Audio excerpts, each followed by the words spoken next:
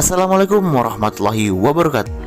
Oke, kali ini kita akan membahas film India kembali yang berasal dari Telugu, di mana film ini dibintangi oleh aktor tampan Mahesh Babu yang berjudul Bharat Ane Nanu. Film ini menceritakan tentang seorang Perdana Menteri yang masih sangat muda menggantikan posisi ayahnya untuk memimpin suatu daerah tersebut. So, gak usah berlama-lama, mari kita masuk ke dalam alur ceritanya. Check it out. Film dimulai dengan menunjukkan seorang pemuda yang tampan yang bernama Bharat Ram, di mana saat itu dia sedang melakukan wisuda untuk gelar kelimanya, di mana Bharat Ram ini adalah seorang pemuda yang jenius, cekatan, dan juga pintar. Dia merayakan kelulusannya bersama kawan-kawannya dengan sukacita, dengan perasaan riang dan gembira. Kemudian Bharat Ram pulang, dan seketika itu juga di dalam apartemennya ada pamannya Bharat Ram yang datang dari India untuk memberitahukan bahwa ayahnya Bharat Ram meninggal karena sakit stroke. Saat itu juga Bharat Ram langsung pulang ke India. Dan di atas pesawat Bharat mengenang masa kecilnya. Dulu waktu kecilnya Bharat sering menghabiskan waktu bersama dengan ibunya, karena ayahnya Bharat adalah seorang politisi yang sibuk membangun sebuah partai. Ibunya Bharat selalu mengajarkan Bharat agar menjadi orang yang jujur dan punya komitmen dan bertanggung jawab. Tapi sayang ibunya Bharat waktu itu meninggal ketika Bharat masih kecil, di mana kematian ibunya Bharat mengguncang psikologis Bharat. Sehingga beberapa hari kemudian ayahnya Bharat menikah lagi untuk mencari sosok ibu pengganti dari ibunya Bharat, agar Bharat tidak lagi bersedih. Tapi saat itu ibu Bharat yang baru selalu mengacuhkan dan cuek terhadap Bharat, sehingga kadang-kadang Bharat pada malam harinya menginap di tetangganya. Kemudian tak lama tetangganya tersebut pindah ke London dan Bharat pun ikut bersama mereka. Kemudian adegan berpindah di mana Bharat sudah tiba ke tempat kediaman orang tuanya. Tapi saat ia tiba, jenazah ayahnya Bharat sudah tidak ada lagi dan hanya tampak fotonya saja. Kemudian tak lama sahabat baik dari ayahnya Bharat yaitu Farada mengajak Bharat untuk berbicara empat mata. Lalu Farada mulai menceritakan tentang kronologis kematian ayahnya, bahwa ayahnya memang memiliki riwayat penyakit asma dan juga stroke yang cukup berat. Ayah Bharat pada saat itu adalah sosok Perdana Menteri. Jadi pada saat kematian ayahnya Bharat, semua warga berdesakan untuk melihatnya. Jadi tidak berlangsung lama, maka jenazahnya ayahnya Bharat langsung dimakamkan tanpa menunggu Bharat pulang. Kemudian adegan berpindah di mana saat itu Bharat berkendara mengelilingi jalan raya untuk mencari ketenangan dan menghilangkan frustasi atas kematian orang tuanya. Tapi di jalan raya bukan malah tenang yang didapat, tapi justru dia tambah frustasi, karena pada saat di jalan raya tersebut banyak sekali lalu lintas kendaraan yang tidak sesuai dan membuat kemacetan. Berbeda jauh pada saat dia di London.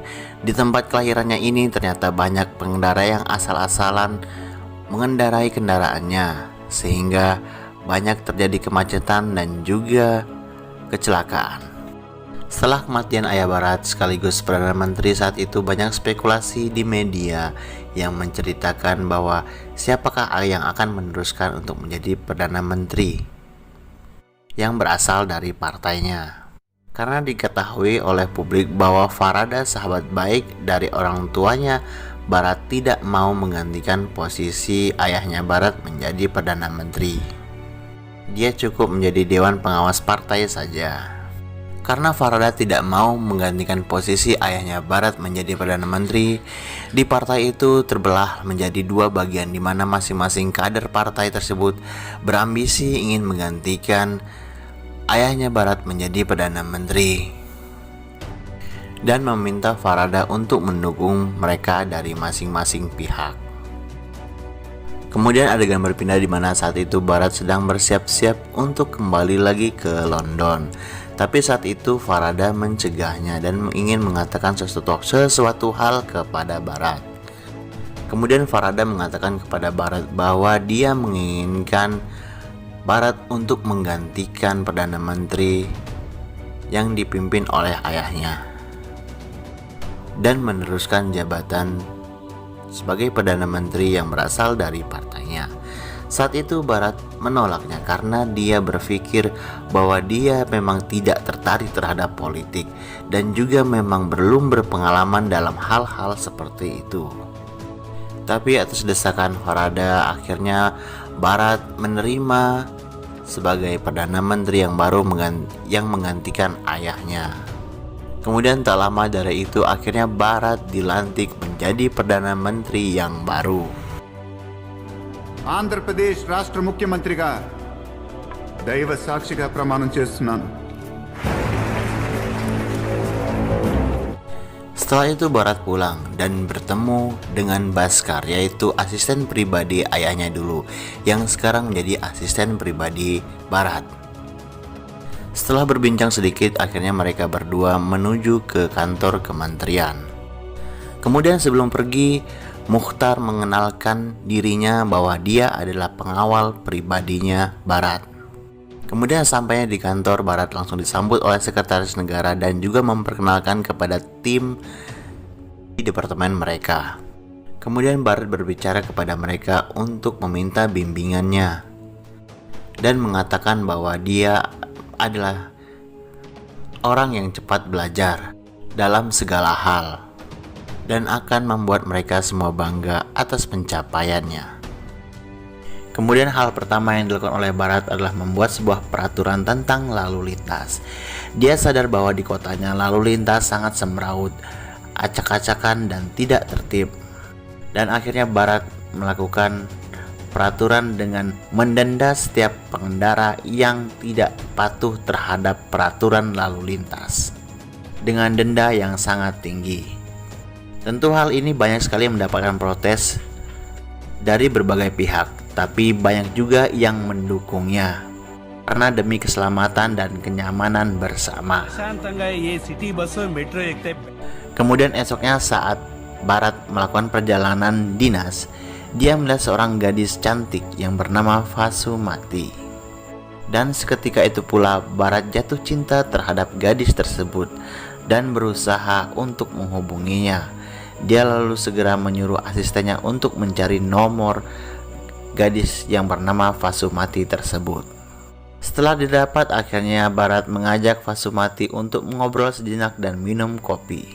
Dan setelah perkenalan yang cukup singkat tersebut, akhirnya Barat kembali menuju agenda berikutnya, yaitu untuk melakukan sidang pertamanya, di mana saat sidang tersebut ketua oposisi dari partai sebelah kontra terhadap keputusan Barat yang telah menaikkan denda terhadap pelanggar lalu lintas. Kemudian Barat menjelaskan bahwa itu semua untuk keselamatan dan kenyamanan kita semua.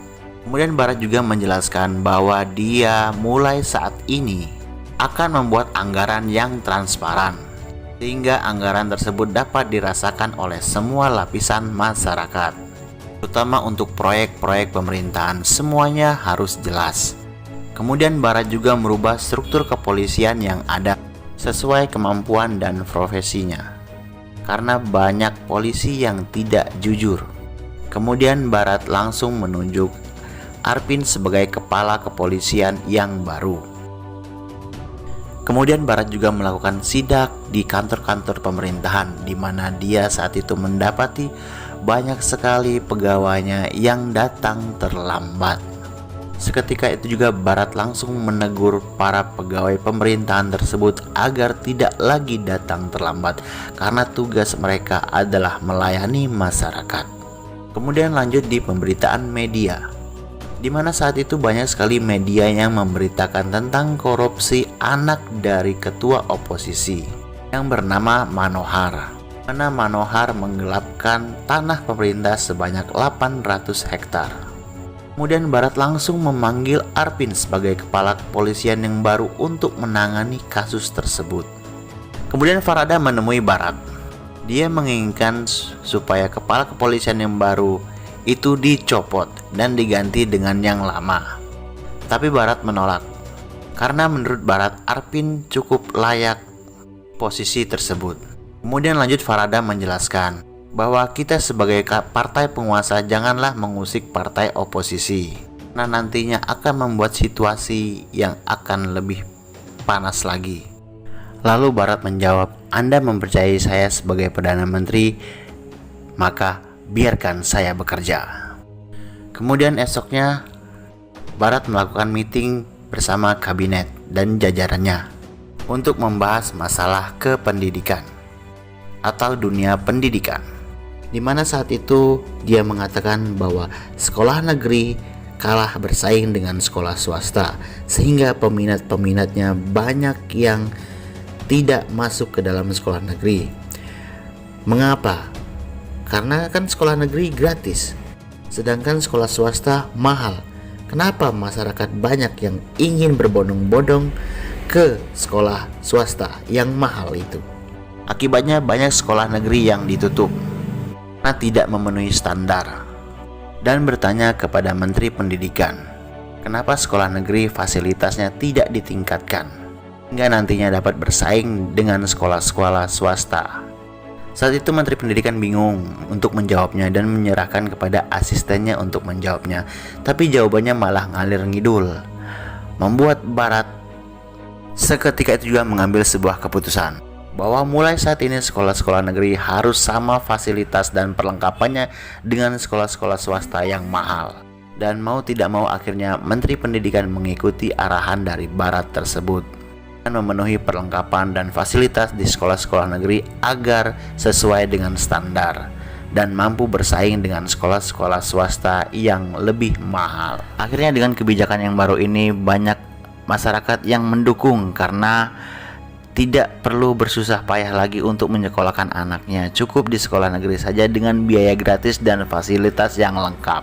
Kemudian adegan berpindah di mana saat itu asisten Bharat sudah berhasil mengumpulkan para mahasiswa yang akan mengadakan penelitian yang diminta Bharat. Dan ternyata Vasumati masuk ke dalam tim tersebut. Bharat yang melihat pun senang. Jadi salah tingkah, dan semenjak itu akhirnya Bharat dan Vasumati mulai berhubungan dengan erat. Kemudian di sisi lain Arpin mendatangi kediaman dari anak ketua oposisi yaitu Manohar untuk mulai menyelidiki dan menginvestigasinya terkait kasus korupsi yang diberitakan oleh media. Kemudian Arpin mengatakan kepada Manohar untuk bisa bekerja sama dan jangan menghambat proses penyelidikan. Dan Arpin juga mengatakan kepada Manohar agar tidak meninggalkan India. Mengetahui hal itu, Farada langsung menuju ke kantor Arpin, mana saat itu Farada langsung menamparnya, mengatakan akan melakukan penyelidikan dan menutup kasus tersebut. Jika tidak, saya akan menghabisi keluargamu dan akan memecat dirimu. Dan semenjak kejadian itu, kasus Manohar akhirnya ditutup karena tidak bisa mengumpulkan bukti-bukti yang kuat, sehingga pemerintah ditanyakan kembali kredibilitasnya, yang ternyata sama saja tidak berani mengungkap kasus korupsi yang besar. Kemudian lanjut cerita di mana Farada menelpon Bharat, mana nanti malam ada acara partai dan mengajak minum teh bersama dan menemui tamu-tamu yang penting. Setibanya di lokasi pertemuan tersebut, Bharat melihat banyak sekali pejabat-pejabat dan pegawai menteri yang berada di sana, baik dari pihak pemerintah dan juga oposisi. Dan akhirnya terbongkar sudah bahwa ternyata kelompok dari oposisi dan afirmasi melakukan suatu kesepakatan yang banyak menguntungkan kedua belah pihak dan tidak memikirkan masyarakat sekitarnya. Dan Bharat juga diminta untuk bergabung dengan mereka.